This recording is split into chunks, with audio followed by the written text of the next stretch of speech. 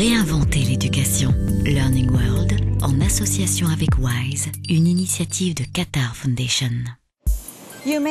Vous avez peut-être déjà entendu parler du slow food et de son combat contre la malbouffe. Mais connaissez-vous la slow education ou éducation lente? Ce mouvement a vu le jour au Royaume-Uni et aux États-Unis avant d'essaimer dans le reste du monde avec plus ou moins de succès. Alors qu'est-ce que la slow education et comment la mettons en pratique? Pour le savoir, direction l'Espagne, où nous avons rencontré l'un de ses plus fervents défenseurs, auteur d'un ouvrage consacré à ce nouveau concept éducatif. Depuis 2004, dans cette école de Barcelone, le directeur, Joan Domenech, et son équipe appliquent une méthode innovante fondée sur le principe de la slow education ou éducation lente. Le concept d'éducation lente est lié au temps nécessaire à la bonne réalisation des apprentissages.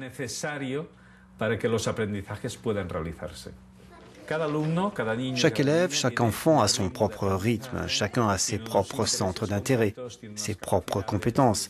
Chacun a un rythme particulier et ce rythme est différent pour chacun des 25 élèves de la classe.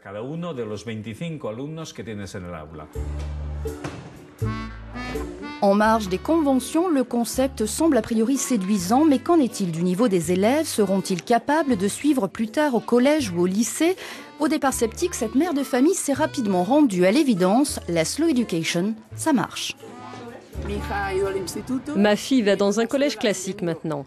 Mais de 3 à 12 ans, elle a fréquenté cette école. Dans son cartable, elle avait juste un sandwich et son jogging les jours où elle avait sport. Et c'est tout. Son cartable était vraiment léger, alors que dans la rue, vous voyez plein d'enfants qui ont des cartables énormes, bourrés de livres lourds. Avec cette école, on a échappé à tout ça et aujourd'hui, tout se passe très bien au collège. Elle fait ses devoirs avec soin et a d'excellentes notes.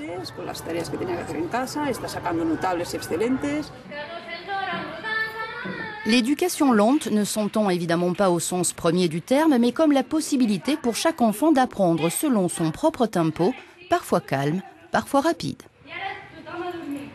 Dans notre école, les élèves peuvent circuler librement d'une activité à l'autre.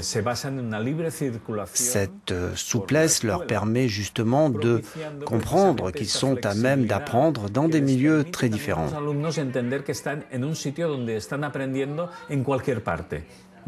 On n'apprend pas uniquement assis à son bureau devant une feuille de papier. L'apprentissage revêt plusieurs formes. Et c'est cette idée que nous voulons appliquer dans notre école. Les enfants peuvent apprendre en jouant dans la cour. Les enfants apprennent également beaucoup en faisant du théâtre. Les enfants apprennent à travers le jeu, mais aussi en discutant avec leurs camarades. Alors que dans les écoles classiques, il est parfois interdit de discuter, c'est le silence qui prime. On apprend énormément en parlant, en discutant, en dialoguant. Nous partons des élèves, de leurs connaissances, de leurs questions et de leurs centres d'intérêt pour les accompagner tout au long de leur processus d'apprentissage. Partir de lo que ellos saben y de lo que ellos se preguntan y lo que ellos les interesa para, a partir de ahí, acompañarles en ese proceso de aprendizaje.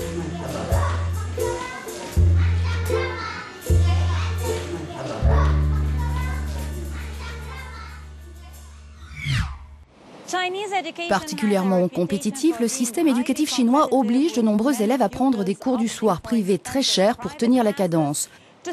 Et beaucoup en reviennent et se tournent vers un enseignement plus traditionnel.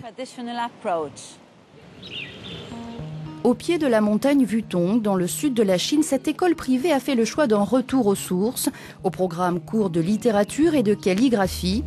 L'établissement accueille environ 30 élèves âgés de 3 à 13 ans et tous les matins c'est le même rituel. Les enfants commencent par 2 heures de calligraphie, un art millénaire délicat et long à maîtriser, mais qu'importe, ici chaque élève a le droit d'apprendre à son propre rythme.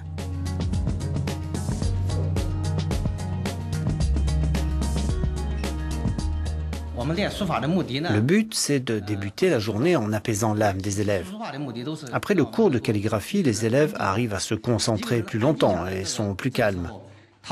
Ainsi, s'ils lisent un livre, par exemple, c'est plus facile pour eux de le finir. Ils n'abandonnent pas au bout d'un chapitre ou deux.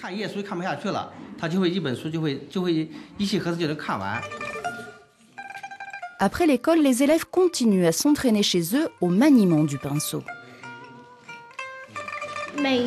Tous les soirs, je m'entraîne entre 1 heure et 1 heure et demie.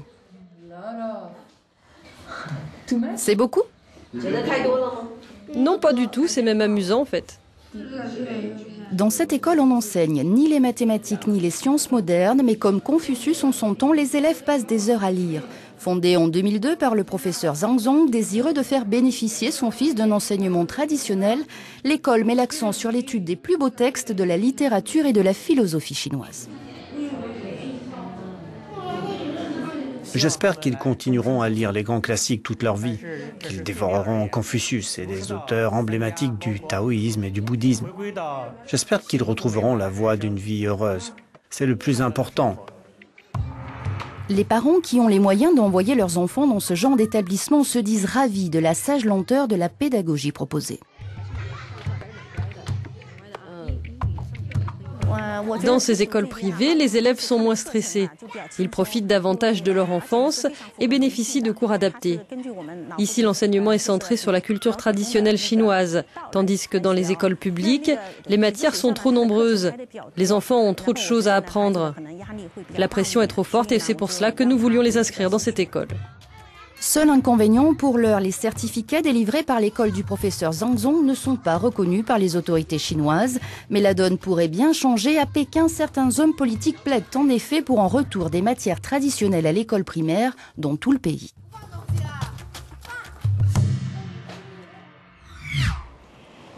Au Japon, la vie semble ne jamais s'arrêter. Même chose pour les élèves dont l'emploi du temps et le calendrier d'examen sont surchargés. Alors l'éducation lente a-t-elle vraiment sa place ici? La réponse depuis Tokyo. Au Japon, la floraison des cerisiers marque le début du printemps et la fin de l'année scolaire et universitaire. Pour autant, pas question de traîner à la maison sans rien faire. Pendant ces 2 semaines de vacances, de nombreux établissements restent ouverts, comme ici au collège-lycée Shibuya, en plein cœur de Tokyo, et les élèves ne trouvent rien à y redire.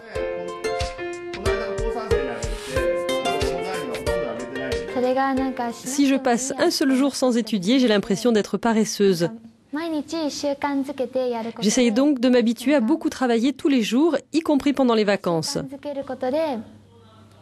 Du coup, ça devient normal pour moi de travailler dur.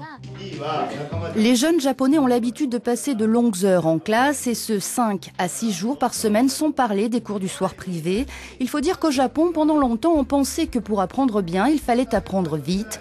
En 2002, les autorités ont pourtant tenté de faire machine arrière en appliquant le concept d'éducation lente dans les établissements publics. Une vraie révolution selon l'un des initiateurs de la réforme.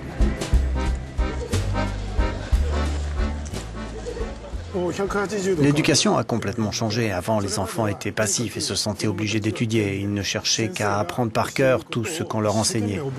La seule chose qui comptait pour eux, c'était d'être à la hauteur des attentes de leurs professeurs. Avec l'éducation lente, les enfants apprennent à penser. La décision d'étudier leur appartient. Et c'est pour ça qu'ils ont plaisir à apprendre.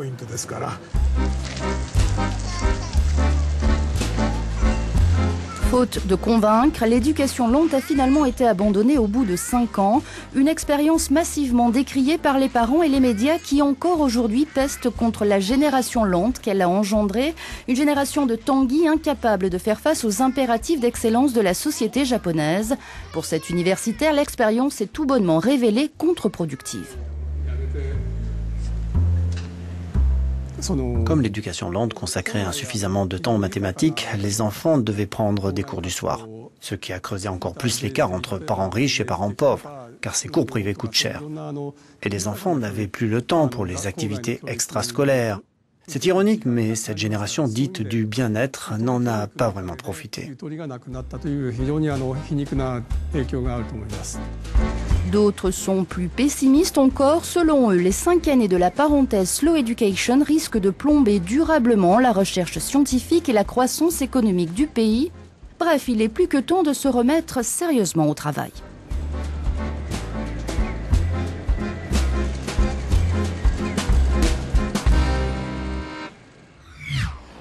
Et vous, que pensez-vous du concept d'éducation lente? Faudrait-il réduire le nombre des examens? N'hésitez pas à nous faire part de vos commentaires sur nos pages des réseaux sociaux et à bientôt. Learning World, en association avec WISE, une initiative de Qatar Foundation.